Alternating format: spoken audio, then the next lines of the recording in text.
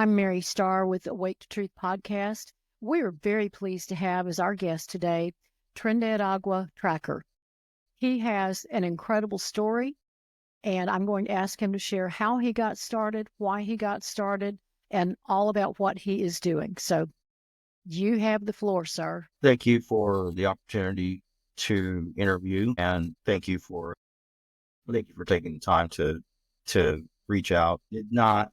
I did not anticipate the reaction, the growth that I would have page on medics, and it's been quite the journey. It's been a blessing to do this as an opportunity, and I feel like the information regarding this group is I think it's important for the American people. And just a little bit about myself. I am, in full disclosure, um, I just a researcher. I come from an oil and gas background. That's what my primary job is to research oil and gas contracts and research oil and gas information for investing. So I have to be able to look at a lot of information, a lot of data, and be able to find key pieces of information that we can, as what I do, we can share with our clients. And so I also practice in the preparedness space, for myself and for my family. And my objective with the page, going back to when I started it in September, we all saw the viral video of the incident in Aurora. And I think that sparked a lot of concern and a lot of interest.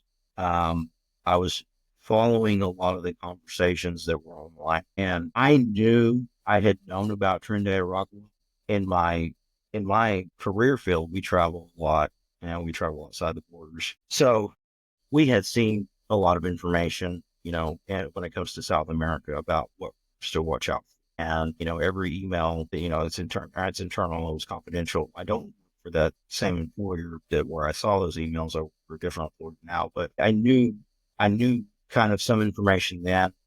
And then I cannot take all the credit for kind of being watchful. There was another podcast, another person who has a lot of information on this group. I was in the process of listening to him. He had mentioned it several times. When he mentioned it, I started doing my research and was kind of able to see, the warnings. His warnings and his predictions were very accurate. And that was the account, NC Scout Matt. He's an author. So taking his warnings and doing my own research and looking into this, and just a legitimate concern. And anybody who's been watching the border the last 4 years with the current administration knows that it's concerning. It's concerning to a lot of Americans. And then, not only the group Tren de Aragua, but also other foreign actors that are across the border. And I think for the average American, myself included, we all get distracted. We all have priorities. We all have families. We all have different things that we focus on.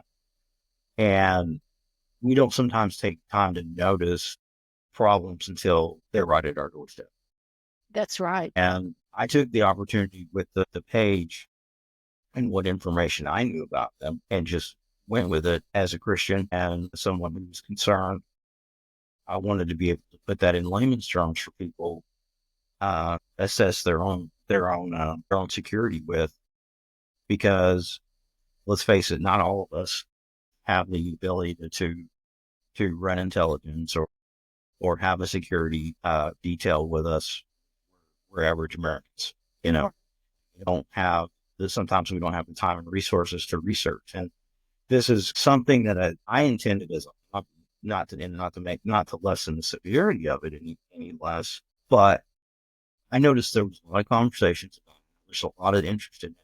And myself personally, knowing what I knew, I wanted to compile all that information into a text page so people could use it as a resource or reference. And in social media, when you have a reference or a resource, especially in an argument, that's the one thing I hated seeing was people from one side of the aisle saying, well, it's not happening. It's not happening. And people from one side of the aisle saying, that's happening. It's happening. I like to use the phrase, if you pull on the string and you haven't run out of string, you found something. Right. There was evidence. I love the fact that you come at this as a researcher. That lends tremendous credibility to what you're doing. And the fact that it even had an origin in what your employer sent out, even though it's not the same employer. Your employer had valid, solid concerns for the safety of their employees, and that's why they were sending this to you. And you saw that before this was ever even a thing that Americans knew about. Yeah. Well, and so something I ask myself a question a lot, and I have to realize it's November 7th, 2024. 2 years ago, did you, me, anybody else think to themselves, would we be sitting here talking about a foreign national criminal organization overtaking American? No. You really think about it, it's crazy that we're even having this conversation. It's crazy that I created a page on Twitter for this exact subject. And keep in mind, this is not the only group that's out there, but this is one of the groups that have made headlines. And I got asked that a while back, why not all gangs? Well, that's a very broad subject. I've watched over the last 20 years, and that's just been a personal interest of mine of what is happening south of the border. And we talk of, if you're involved in the preparedness space and you're involved in some of the preparedness conversations, people talk about Civil War II. I don't like that because I don't want to be pitted against my fellow Americans. But the reality, in my opinion, this again is entirely my opinion. My opinion is, if the immigration problems that we have now continue, and maybe they won't because of now of the incoming administration, but I felt like our future would look like that of Mexico as a failed state, and with a lot of turf warfare and a lot of rival factions that would be facing off against each other. And in my opinion, how that would work out, that would be very similar. Because just because something happens, just because natural disaster happens, time stops and you have to repair those things. But you look at how that crisis has affected people and citizens of Mexico, and you realize that they still have to go to work, they still have to pay their bills, they still have to take care of their families, they still have to raise families in that country. And so, and again, that's entirely my opinion. I could be wrong. I hope that I am, but that's that's the one thing that I can relate to, and how our future might. That again is just a personal anecdote. Don't take my word for that. But the whole point of the research with the page was just as a reference for people to understand where Tren de Aragua was, understand how they operate, understand that at some point, and I've said this before on the Twitter page, doesn't matter whether you're left, right, independent, or different. I think we're all going to be affected by the illegal immigration at some. We are. We absolutely are. I've had prior guests on that said this is not a red or a blue issue. It is a red, white, and blue issue. They have politicized it, but it's not a political issue. It is in the face of every American, and they need to realize that. It's a constitutional crisis, is what it really is. None of this should be happening. Yeah, and that's where I approach it from, because whether you have kids, you don't have kids, whether most people are focused on going to work and paying their bills, paying their rent, taking care of their pets. It will affect us, because whether it's the cartels, whether it's Tren de Aragua, they all run some sort of human trafficking, and they run drug operations. And that's where my concern comes from. If we have this huge influx of migration, illegal immigration, what are the things we should be watching? Like I said, my objective was to bring all that information and also look at what the other countries are saying about this particular. Like we all know, if you've been on Twitter or X for a number of years, I have. There's an account on there, Oilfield Brando, and how he made his presence known. He was taking bills that were in the Congress and Senate and reading them and translating in layman's terms to the common person. And I kind of modeled myself after him in reading the articles um, that are outside of the country and the Spanish-speaking media, and doing the legwork to translate that article, understand what's in that article, and post that on the X page, and how that plays into what this group does. And again, I'm not a subject. I just had a little bit of beforehand knowledge about this particular group from, from my previous employers. And I wanted to be able to share it. I want to be able to make a difference and, add my commentary. I have a dry sense of humor. So, sometimes I throw that out there. But the purpose of the page is ultimately to inform. Lost my train of thought. It's ultimately to inform, educate, and entertain. And maybe not so much on the entertain part because it is a serious subject, but at least it gets your attention. You go, oh, I can relate to what he's saying because, he's also just a regular guy like me. Right. And that's where I approach stuff from. I don't know how most people feel, but if there's a violent, brutal group out there that is causing people harm, and the argument is, are they going to target minorities, other immigrants or other migrants? Yes.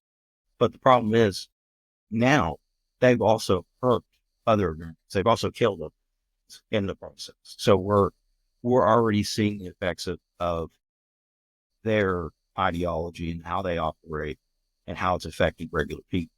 And I think that information is important, whether you ever get attacked by them, or you ever meet them, you also have to understand that they're here. They're going to recruit.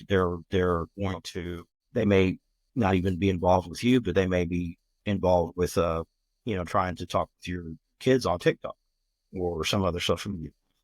And that's a scary realization when you think. They use that as a recruiting tool, like many others. Right. Yeah. And all I'm doing as a researcher is taking information I see and putting pieces of puzzle together.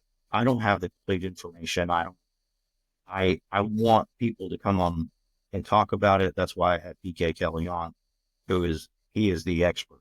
He has that special operations background. He has a group of people that sit on his council that look into these things and that look into these subjects. But they understand. But on the average person, we don't get an intelligence briefing before we go out and get in our car and go to work. We turn on the radio, now because of the X platform, because of podcasts, we have the ability to share that information. And that's the reason why that is, to be able to put that information out, not as an intelligence standpoint, but just as a researcher, like, okay, understand this is what you may face, understand this is how this may go. And if you're ever put in that situation, hopefully you have training and necessary tools to protect yourself. Definitely. That's very important. That's an area that I'm moving into. When I very first started, I mostly focused on the border, and I still do to a great extent. But it's now a fact that these people are here, and I want to share with my listeners, you need to be prepared. You need to have situational awareness. What does that look like for you? How does that work? And I'm starting to focus on that a little bit more because they're here. It's not that they are headed our way. They are here, and we need to be aware of that and prepare accordingly. Correct. Yeah. Yes. And for those of you listening, if you want more information, the podcast had PK Kelly on, former special operations veteran. And he was very, very clear, should we be concerned? Yes. And I encourage you to go listen to that podcast if you have the opportunity to. It's really good. But one of the things he said in the interview, I asked him, and I was wrong on this if he was correct. I said, if the state of Texas goes after this particular group aggressively, as Governor Abbott said that he would, will this push them out into other states? And I was very surprised at that answer. He said no.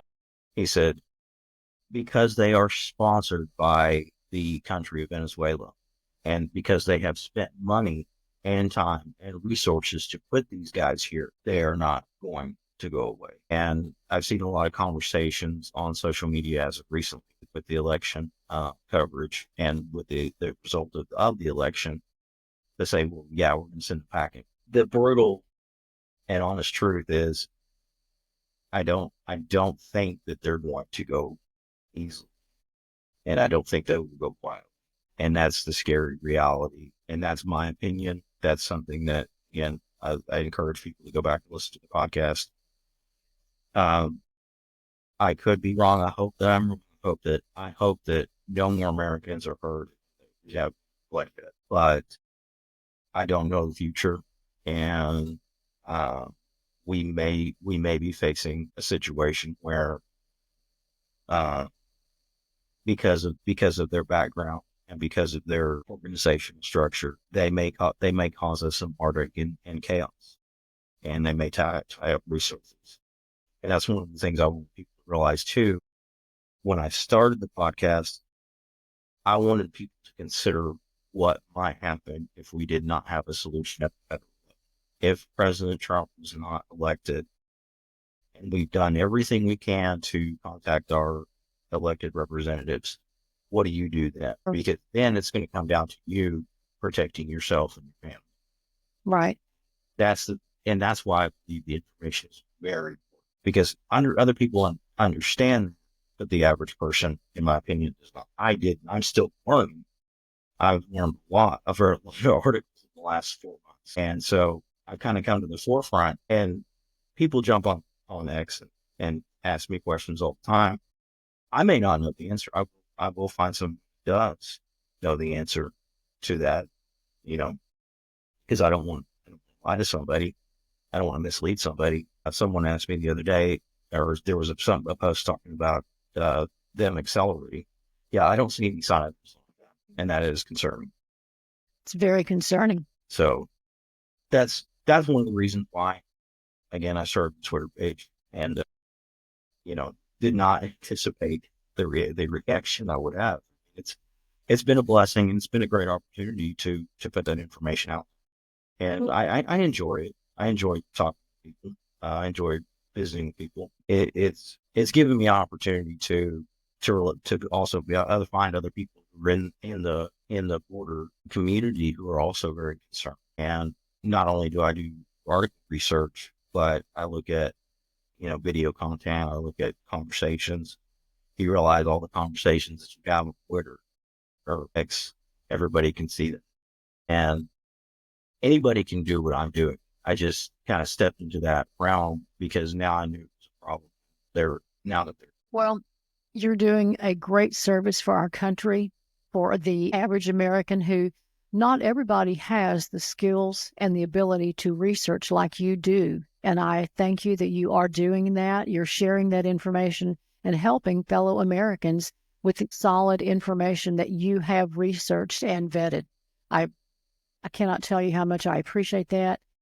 And I thank you for sharing that and sharing your time with us today on the podcast. Oh yeah, I appreciate it. Like I said, I will continue doing what I do just to get the information out there. I know 4 months from now, we will have our inauguration with President Trump, and my sincere hopes is that his administration goes after these bad guys. I don't want any other Americans to be hurt. I certainly want anybody to go through what we've seen previously. I have every confidence in the world that he will be going after them, and I think he will start before his inauguration even happens. That's who he is. It's what he does, and that was very apparent in his rallies, and that was one of the reasons for his resounding victory, for which I am very thankful. Yeah. I'm very happy with the way the direction is going on, because I know the immigration and migration and illegal immigration has been a huge topic for a lot of people. I know people personally who were affected by it, and it is concerning. Like I said, I'm not the only one involved in the conversation. I just picked this particular subject because I kind of had some beforehand knowledge of who this was. But I will always defer to the experts, which I also follow them. They also follow me. I do receive a lot of information, concerning the group. I don't share all of it. My promise to anybody who follows me, anybody who acts with me, I will do my very best to bring you in some research or information that I believe is true. Because I don't want to post something and they go, well, it's not true. That was just hearsay. I like people who follow me to know that I'm doing the best I can to get that information. I'm a one person show. I go back and I look at it. I look at everything. Sometimes I catch things, sometimes I miss stuff, but is always to provide 2 points of view: what's going on outside this group and what's going on outside. That's fantastic. I appreciate your information and your time today. Thank you so very much. We will be sure and include your X handle so that people can follow you, and just know that America appreciates what you are doing and the information that you are providing, because it is timely and it is solid. And we thank you for that. Well, Miriam, thank you for having me on, and I look forward to helping anywhere I can. Well, I'm going to venture a guess. This is version 1, and we will be back at some future point for an update. All right, sounds good. I'll be here. All right. Very good. Thank you so much. Have a blessed rest of your day. Thank you. Thank you very much. Okay. Bye-bye.